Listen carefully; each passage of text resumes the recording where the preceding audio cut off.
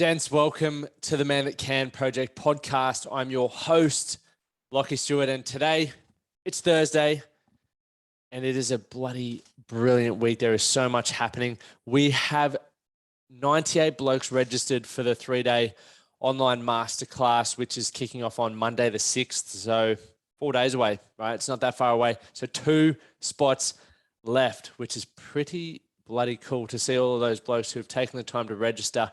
And I know that a lot of you are going to have a life-changing experience. The fact that we've got so many blokes, and it's the first time I've ever done a free 3-day masterclass. The last year we did the Set Your Year Up for Success webinar, which was also obviously a success, but this one I am super stoked about. So for all of you legends who have gotten ready to jump in on this one, I'm excited for you. It's going to be bloody brilliant. Now make sure you do think about what your intention is for attending this masterclass, what you want to get out of it.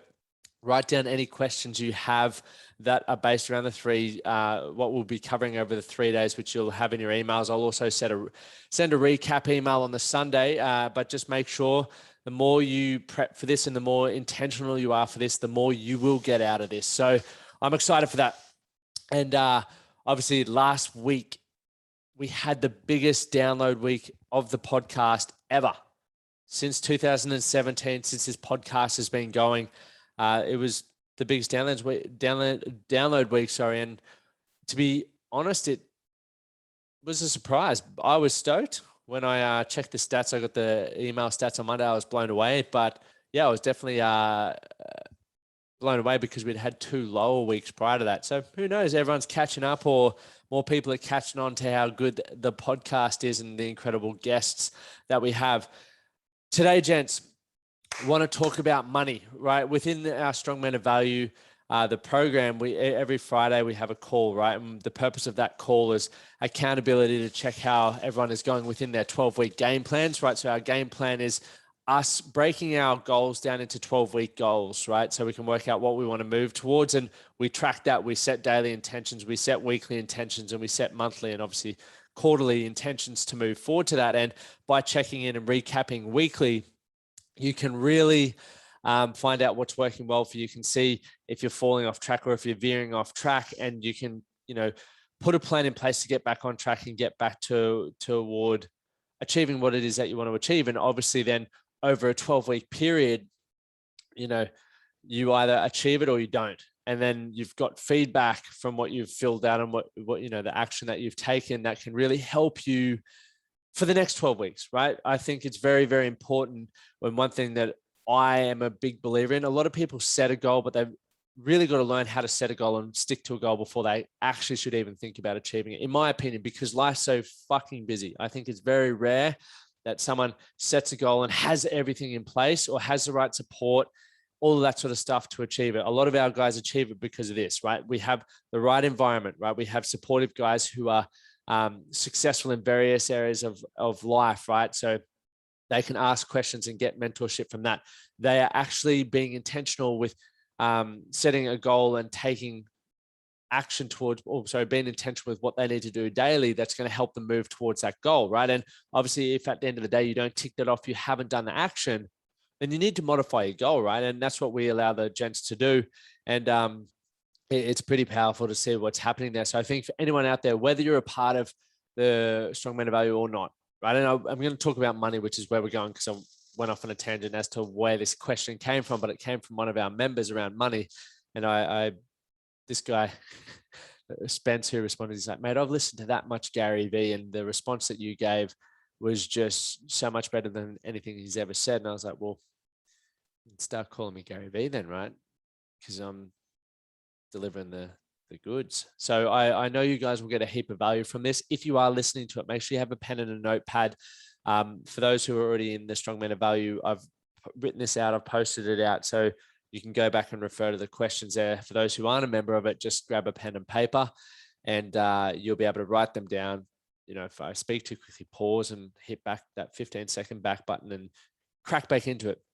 But yeah, within the game plans, moving forward, part of the accountability before we do an educational piece and break the men up into their accountability groups, where they get to network with other members, is I asked the gents, what's one question? They put this at the end of their weekly, when they set up what they want to achieve for the week. There's 3 things that they're intentional for, what they want to achieve for the week, and 3 things that they did really well last week, right? And one of the questions one of the gents had was, how do I make $150,000 without having to work 60 hours a week? And,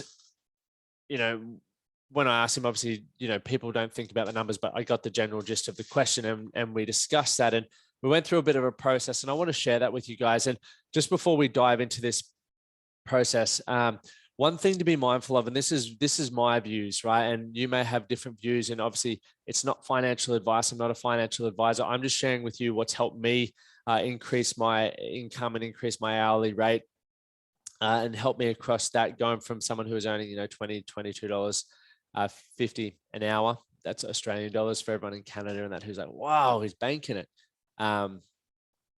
So that's from this perspective. So obviously I would highly recommend, some great resources that I listen to, Rich Dad, Poor Dad, or Robert Kiyosaki is a great place to start. There's some things that I disagree with him, but Rich Dad, Poor Dad's a great one.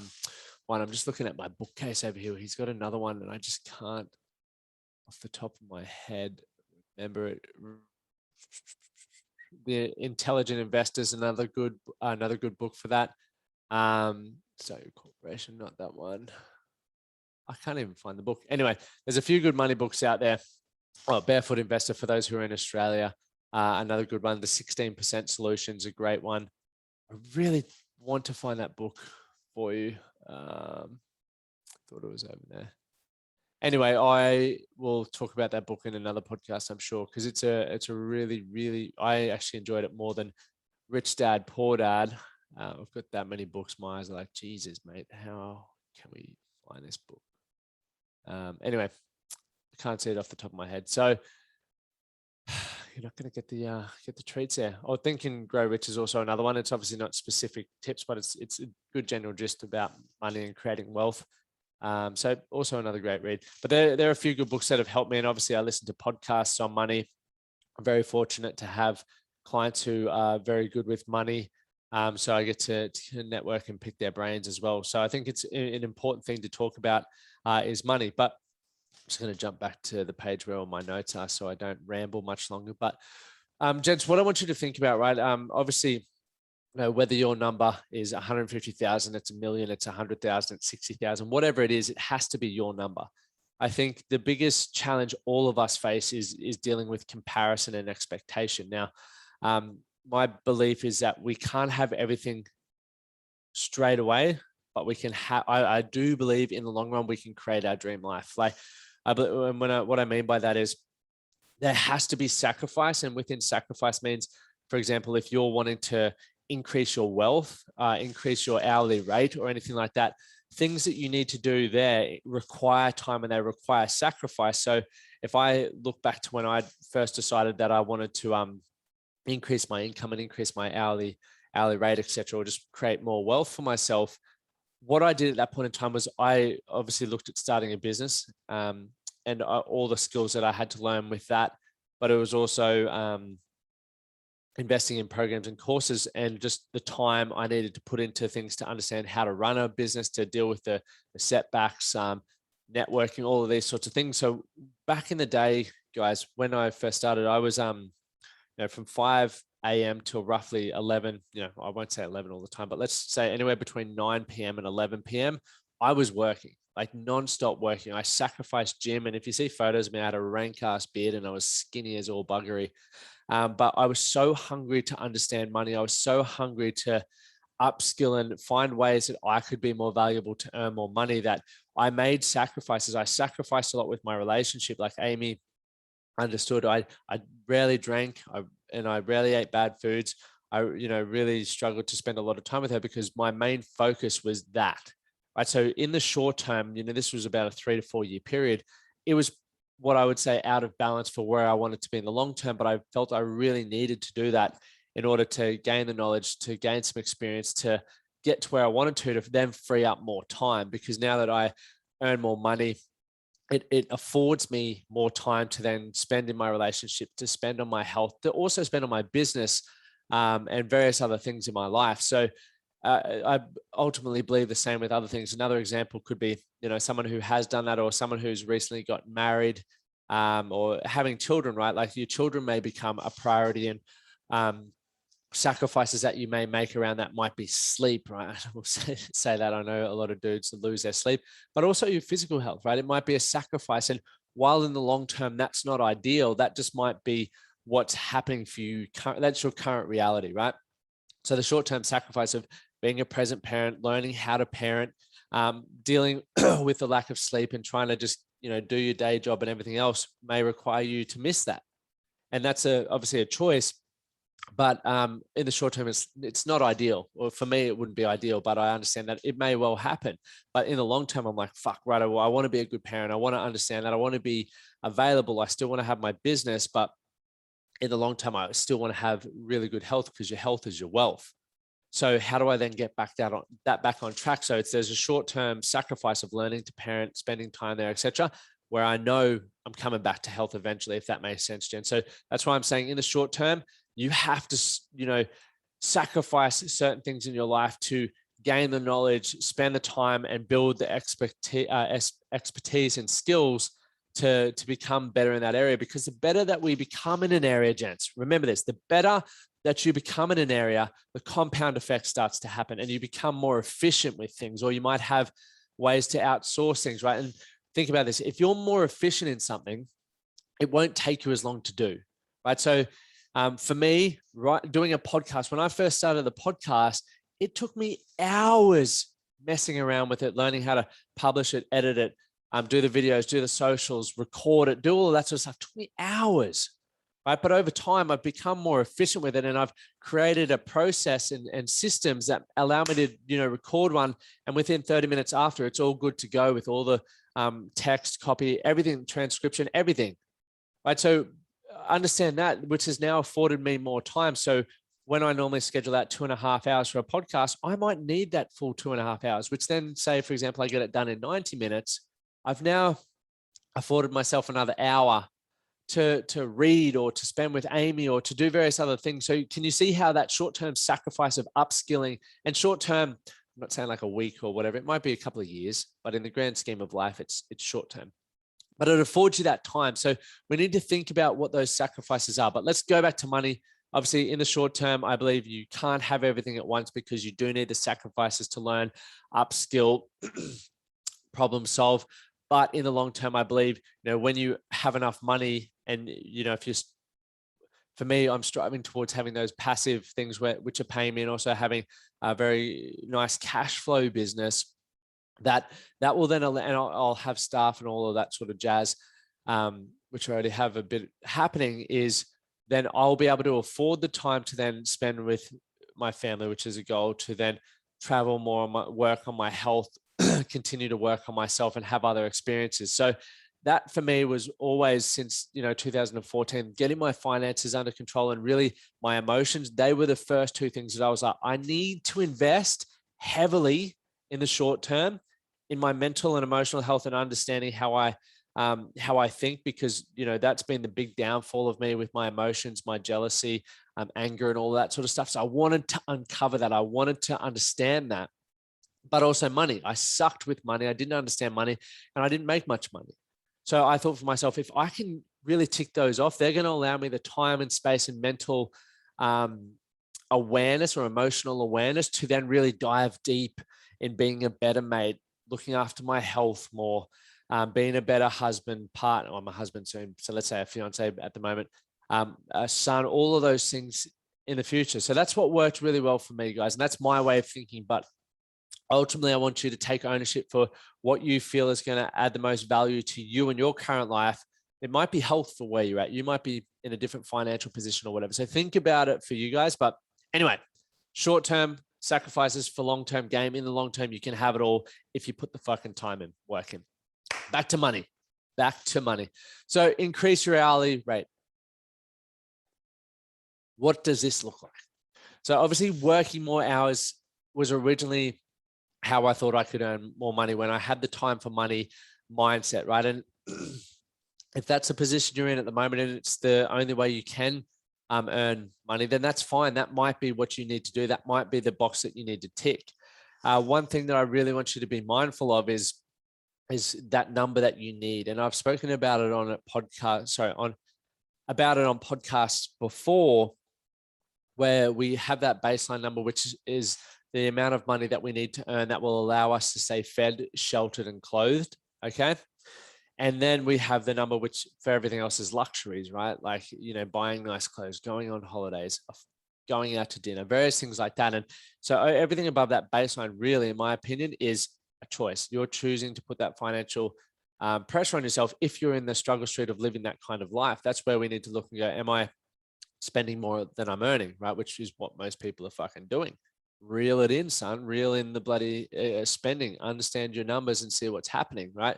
For those who, I use Xero, which is an accounting software, which is game changing, but there is also an app which Sam Hardy, who's been on the podcast, has talked about. Just go back and listen to Sam Hardy's episode. I'm just trying to see it here in my productivity and finance tab, because it is a really good app as well. It tracks everything here. I do have it here. Pocketbook's what it's called. So you can actually link your bank accounts up and it'll tell you where you're spending your money, how much you're spending roughly a week, all that sort of stuff. So it helps with budgeting. Check out Pocketbook. But obviously, the goal of increasing your wealth can come through hourly rate. And if you break it down by hours, like I still consider myself working out by an hourly rate. I do have a property. I do have some investments in cryptocurrency, etc., which for me is a long-term play. And the intention and goal behind that is to be getting some returns over, I'm not even worried about those for the next 10 years, 5 to 10 years. It's not really a worry for me at the moment. I'm trying to earn as much money and get as much cash flow going so that I can invest in things that I'm, investing time in to invest in. So like, I won't invest money in things that I don't understand. And, there's like I said, that really good book, The 16% Solution. Awesome book to sort of get you thinking about how you can make your money work for you. So I'm going off on a few tangents, but bear with me. I do have them dot pointed out, so it does flow. But obviously, working more hours isn't the only way. For you currently, you might be earning whatever your hourly rate is. But I want you to first thing to think about is, how much would you like to earn per year and why? And don't just go to the $1 million number, because I'll tell you that if you were to think about some things that you really want in your life, like it might be purchasing a house, it might be holidays per year, it might be your overheads for the week in terms of eating out for dinner, buying friends gifts, doing various things like that. Like if you were to work that out, right, it might be, at the end of the day, it might be $7,000 a week or whatever it might be. It might be $3,000, might be $1,500 a week, whatever that number. Sorry, just a little burp there. Whatever that number is, it needs to be your number. Yes, you will be challenged with comparison and expectation. That is always going to happen. Your mate might say, fuck, I just earned this much this week, or I just bought this, or we just are renting this, or we weren't going on this holiday, and it makes you go, I'm not doing enough. I'm not earning enough. That's always going to happen. But what I want you to focus on is what you really want and why it's important to you from that number point of view. So whether it's 100,000 or whatever it is, think about it and stick to it. And obviously allow it to change if it does. But for the short term, while we're working these things out and getting you to achieve that goal, just stick to that number until you do. And then you might reach threshold and go, look, I'm content. Or you might go, fuck, I want more, man. I want more of this money, right? The next thing I want you to think about. So first question was, how much would you like to earn per year and why? Okay. And obviously, if you think about that, how many hours per week would you like to work and weeks per year? So let's say, for example, for me, I work, 8 to 10 hours a day.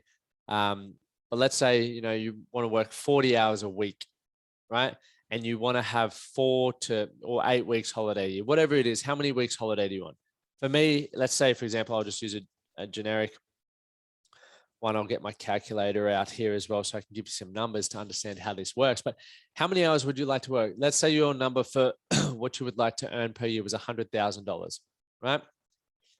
Let's divide, you want to do work 48 weeks of the year. So you're happy to work 48 weeks a year. So have 4 weeks holiday. Let's divide your 100,000 divided by 48, which means you need to earn $2,083.33 recurring for those 48 weeks of the year.